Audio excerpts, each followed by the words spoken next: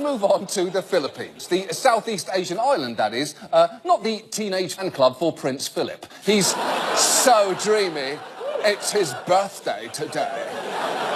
We've talked before about their president, authoritarian strongman and aspiring Street Fighter II character, Rodrigo Duterte, who's already gained notoriety for supporting extrajudicial killings as part of his war on drugs. Well, this week, he demonstrated the same level of nuance to gender relations. A kiss may just be a kiss sometimes, but not when the Philippine president is delivering it.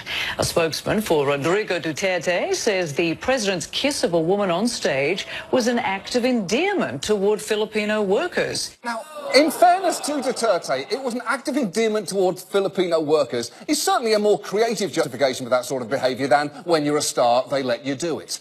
And for what it's worth, that clip didn't really do justice to just how uncomfortable the build-up to that kiss actually was.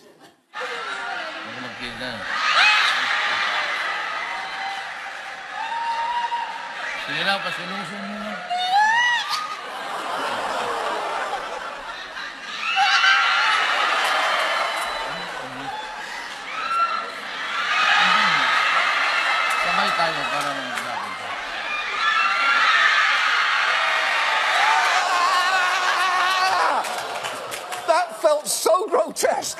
The MTV Movie Awards have retroactively nullified every Best Kiss winner with a press release saying, given President Duterte's recent actions, we can no longer condone kissing of any kind. Every kiss is now the worst kiss. Now, many in the Philippines were understandably upset by this, but Duterte's legal counsel insisted the whole incident was charming.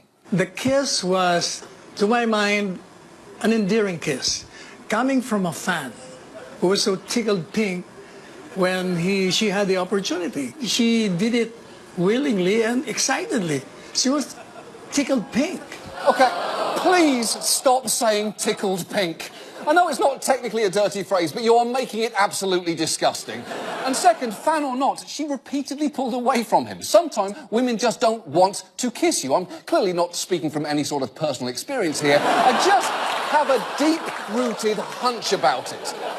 And this incident is just the tip of the iceberg regarding Duterte and sexual politics. Back in February, he told a group of Filipino workers don't use condoms because they don't feel good, which is not great advice in a country facing an HIV epidemic. And that same month, he gave a group of soldiers a horrifying suggestion for how to deal with female rebels.